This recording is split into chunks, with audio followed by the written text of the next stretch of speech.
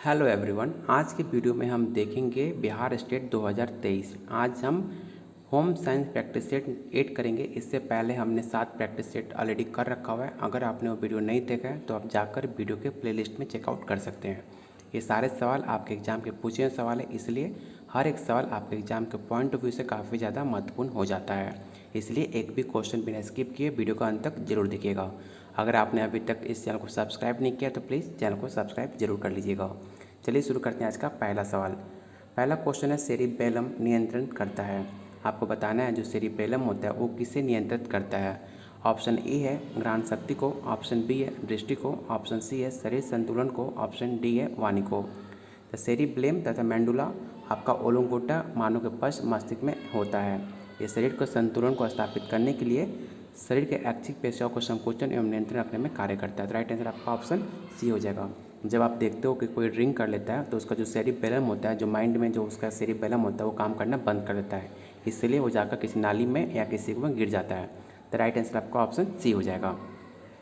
Question second कह रहा है 3 किलोग्राम भार वाले नवजात मानव शिशु का भार लगभग दोगुना हो जाएगा।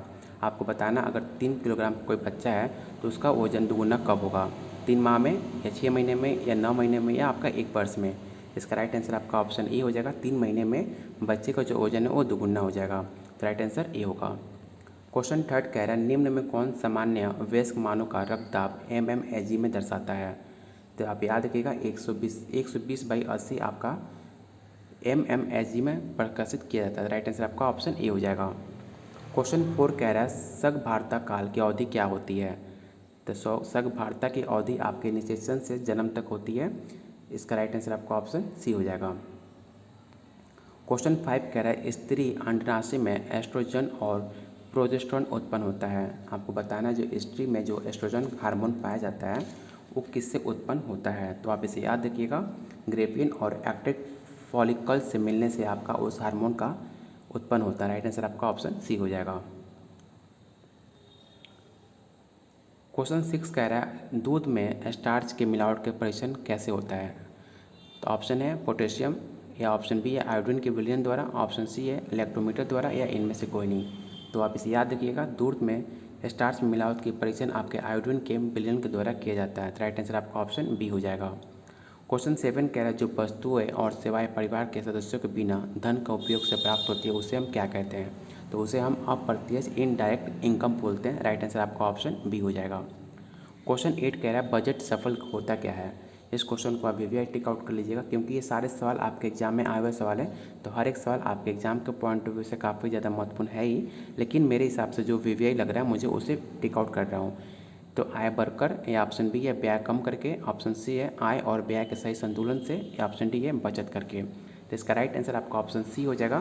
सामान्यतः बजट का आशय आय एवं व्यय के संतुलित रूप से लेखा किए जाने से लगाया जाता है। तो राइट आंसर आपका ऑप्शन सी हो जाएगा। क्वेश्चन 9 कह रहा है धीमा विकास करने वाले बच्चों की पहचान करें। भावनात्मक व्यवहार में देरी, सामाजिक व्यवहार में देरी, गति और कुशलता में देरी, या बोलने में देरी। आप कैसे पहचान करोगे कि बच्चे का विकास काफ़ी धीमा है। तो इसका राइट आंसर आपका ऑप्शन सी हो जाएगा। जो गति और कुशलता में देरी से बच्चे सीखते हैं वैसे बच्चे को हम धीमा विकास वाले बच्चे कहते हैं। राइट आंसर आपका ऑप्शन सी हो जाएगा।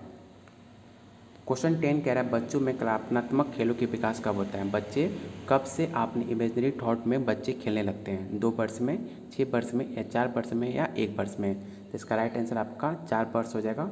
बच्चों में कलात्मक खेल की प्रवृत्ति आपके 5 से 6 वर्ष की आयु के बीच चरम सीमा पर होती है। धीरे धीरे आयु वृद्धि के साथ बच्चों में ध्यान दृष्टिकोण विकसित होने के कारण आपका राइट आंसर सी हो जाएगा।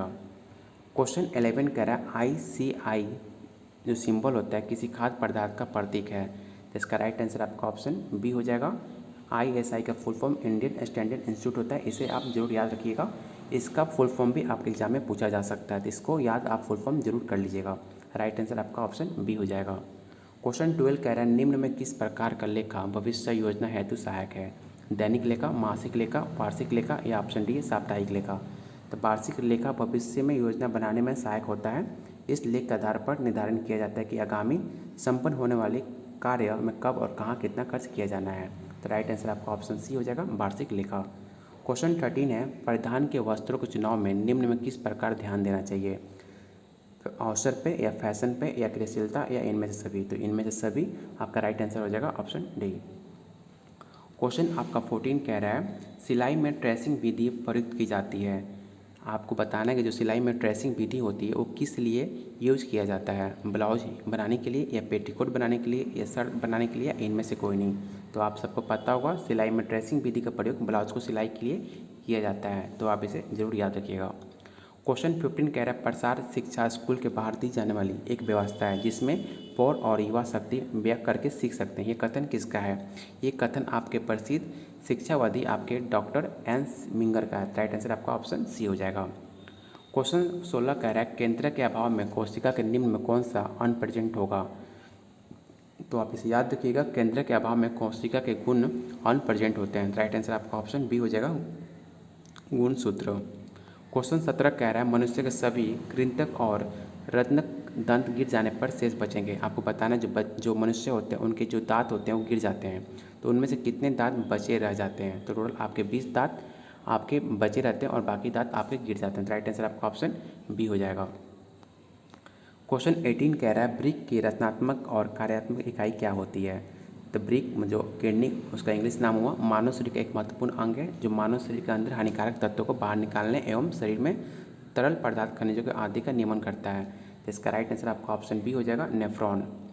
जो कितना निकालता है तो आप देख सकते हो कि यहाँ पे लगभग इतने नेफ्रॉन आपके पाए जाते हैं।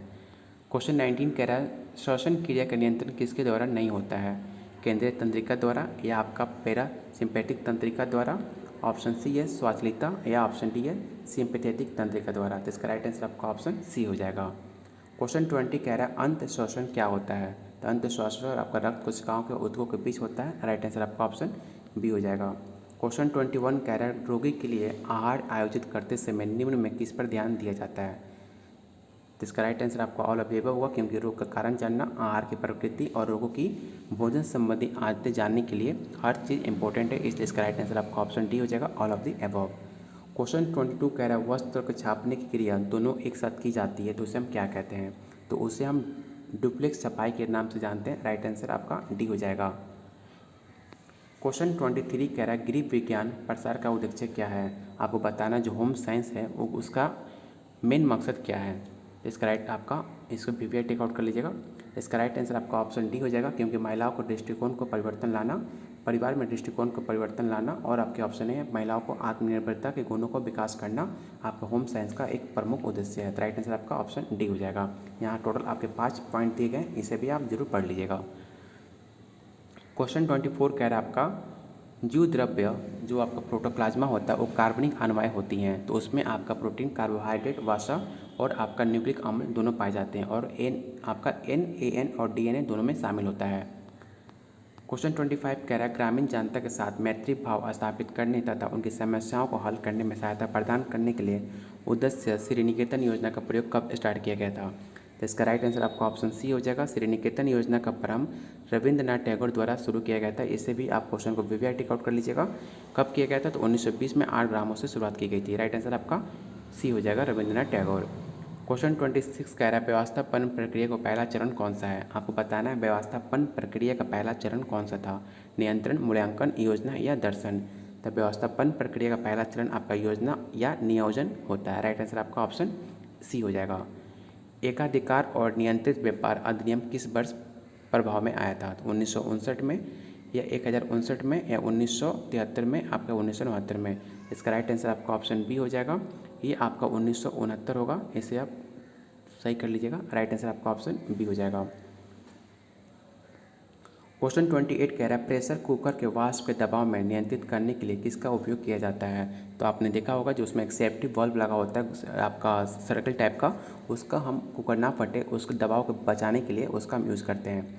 इसका राइट आंसर आपका हो जाएगा सुरक्षा वाल्व। उसको हिंदी में सुरक्षा वाल्व कहते हैं और इंग्लिश में सेफ्टी वाल्व कहते हैं। आपने कुकर के ढक्कन में देखिएगा उसमें एक राउंड सर्कल टाइप का दिया होगा छोटा सा, उसी का उससे प्रेशर से बचने के लिए, दबाव के बचने के लिए हम सेफ्टी वाल्व का यूज़ करते हैं।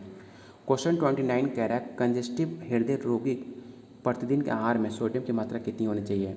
जो कंजेस्टिव हृदय वाले बीमारी वाले रोगी होते हैं उनके प्रतिदिन उनके जो भोजन में सोडियम की मात्रा कितनी होनी चाहिए ये आपसे पूछ रहा है। 1000 ग्राम से अधिक या 800 मिलीग्राम या आपका 500 मिलीग्राम या 500 मिलीग्राम से कम। तो इसे याद रखिएगा, 500 मिलीग्राम से कम आपका सोडियम की मात्रा होनी चाहिए उनके खाने में। राइट आंसर आपका ऑप्शन डी हो जाएगा। क्वेश्चन 30 कह रहा है अघुलनशील और संश्लित आहार का घुलनशील और सरल आहार में रूपांतरित क्या कहलाता है? तो उसे हम पाचन कहते हैं। राइट आंसर आपका ऑप्शन सी हो जाएगा। भारत सरकार ने राष्ट्रीय ग्रामीण स्वास्थ्य मिशन कब लागू किया गया था? इस क्वेश्चन को भी आप वीवीआई टिक आउट कर लीजिएगा। 12 अप्रैल 2003 को, या 12 अप्रैल 2004 को, या 12 अप्रैल 2005 को, या 2006 को। तो भारत सरकार द्वारा राष्ट्रीय ग्रामीण स्वास्थ्य मिशन आपका 12 अप्रैल 2005 को शुरुआत किया गया था। राइट आंसर आपका सी हो जाएगा। क्वेश्चन 32 कह रहा है जल प्रदूषण निवारण एवं नियंत्रण हेतु भारत सरकार ने जल प्रदूषण निवारण एवं नियंत्रण अधिनियम कब स्टार्ट किया था? 1964 में, या आपका 1974, या आपका 1984, या 1994। तो याद रखिएगा 1974 में आपका प्रदूषण निवारण एवं नियंत्रण आपका स्टार्ट किया गया था अधिनियम। राइट आंसर बी हो जाएगा। अगला क्वेश्चन कह रहा है जख्म होने की पोजीशन में रक्त जमने में महत्वपूर्ण भूमिका अदा करने वाला प्लेटलेट्स की प्रतिशतता की संख्या कितनी होती है? तो टोटल आपका 20,000 से लेकर 40,000 नैनोमीटर क्यूब होता है। राइट आंसर आपका ऑप्शन सी हो जाएगा। क्वेश्चन 34 कह रहा है रोमिका युक्त उपकला जिसे हम इंग्लिश में एपिथेलियम के नाम पर जानते हैं वो कहाँ पर पाया जाता है? तो वो हमारे जीभों पर पाया जाता है। राइट आंसर आपका ऑप्शन ए हो जाएगा। इसे आप वीवीआई टिक आउट कर लीजिएगा। क्वेश्चन 35 कह रहा है पाथान और कामखाब आब ए रवा तथा हिमरस और अमरस भारत का किस परंपरागत वस्त्र के प्रकार है? तो ये आपका ब्रोकेट के परंपरागत वस्त्र है। राइट आंसर आपका ऑप्शन डी हो जाएगा। क्वेश्चन 36 कह रहा है जननेंद्रिय की वृद्धि के लिए कौन सा हार्मोन उत्तरदायी है? तो आपका गोनेडोट्रोपिक हार्मोन होता है जो आपके स्त्री और पुरुष दोनों में पाया जाता है। उसका राइट आंसर आपका ऑप्शन बी हो जाएगा। क्वेश्चन 37 कह रहा है इंसुलिन का स्वारण कैसे होता है? यकृत द्वारा, अग्नाशय द्वारा, जठर द्वारा, या जीवा द्वारा? आपको बताना है कि इंसुलिन कैसे हमारे अंदर प्राप्त होता है। तो इंसुलिन एक पेप्टाइड हार्मोन है जो अग्नाशय के अंश स्थायी भाग लिंगहोश दीपिकाओं में बीटा कोशिकाओं से स्वांतित होता है। राइट आंसर आपका ऑप्शन बी हो जाएगा, अग्नाशय। क्वेश्चन 38 कह रहा है आपका प्रसार शिक्षा निरंतर चलने वाली प्रक्रिया है, ये कथन आपका किसका है? तो ये जेपी लोगोस द्वारा कहा गया था। राइट आंसर आपका ऑप्शन सी हो जाएगा। क्वेश्चन 39 कह रहा है एक वयस्क व्यक्ति में संपूर्ण भोजन प्रणाली तंत्र लंबाई कितनी होती है? तो टोटल आपके 7.5 से लेकर 9 मीटर तक लंबी होती है। राइट आंसर आपका ऑप्शन बी होगा। क्वेश्चन 40 कह रहा है उत्तर प्रदेश में हाई स्कूल की परीक्षा में बालिकाओं के लिए गृह विज्ञान अनिवार्य विषय किस वर्ष बना था? तो आप इसे याद रखिएगा और इसे वीवीआई टिक आउट कीजिएगा। उत्तर प्रदेश में आपका होम साइंस विषय आपका अनिवार्य विषय 1965 में बना था। राइट आंसर आपका डी हो जाएगा। क्वेश्चन 41 कह रहा है न्यूक्लिक से रहित जंतु कोषाणुओं में निम्न में किसका अभाव रहता है? तो उसमें क्रोमोसोम का अभाव होता है। राइट आंसर आपका ऑप्शन ए हो जाएगा। अगला क्वेश्चन कह रहा है अस्थि के ऊतकों में कठोरता किस फास्फेट्स और कार्बोनेट्स के कारण होती है? आपको बताना है जो अस्थि होती है वो इतनी कठोरता क्यों होती है? उसमें फास्फेट्स और आपके कार्बोनेट्स के कारण होते हैं। तो इसका राइट आंसर आपका ऑप्शन बी हो जाएगा। कैल्शियम और मैग्नीशियम होने के कारण वो काफ़ी जो अस्थि होती है वो काफ़ी ज़्यादा हार्ड हो जाता है। राइट आंसर आपका ऑप्शन बी होगा। मानव शरीर की सबसे लंबी अस्थि कौन सी है? इस क्वेश्चन को आप वीवीआई टिक आउट कर लीजिएगा। टिबिया, फीमर, या फ्यूबुला, या इनमें से कोई नहीं।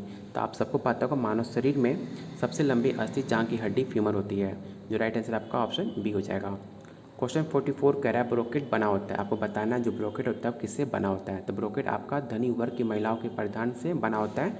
इसका राइट आंसर आपका ऑप्शन सी हो जाएगा। सोना और चांदी का दोनों का मिक्सचर होता है। राइट आंसर सी होगा।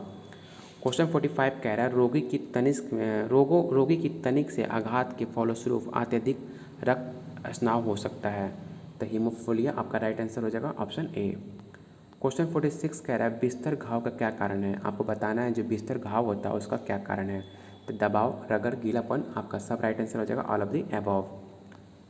क्वेश्चन 47 और आज का लास्ट क्वेश्चन, निम्न में किन दो रंगों को मिलकर रंग हरा बन जाता है? इस क्वेश्चन को भी आप वीवीआई टिक आउट कर लीजिएगा। सवाल आपका डी का पूछा हुआ सवाल है। इसका राइट आंसर आपका पीला और नीला दोनों मिलकर एक हरा रंग बन जाता है। इसका राइट आंसर आपका ए हो जाएगा। अगर वीडियो प्लीज़ पसंद आया हो तो प्लीज़ वीडियो को लाइक और दोस्तों के साथ ज़रूर शेयर कीजिएगा। अगर आप चाहते हो कि आपके लिए और प्रैक्टिस सेट लाया जाए तो प्लीज़ वीडियो को शेयर कीजिए और दोस्तों के साथ अपना शेयर कीजिए। और वीडियो को अभी तक आपने चैनल को सब्सक्राइब नहीं किया तो प्लीज़ चैनल को सब्सक्राइब कीजिएगा। बहुत जल्द मिलते हैं अगले प्रैक्टिस सेट पर।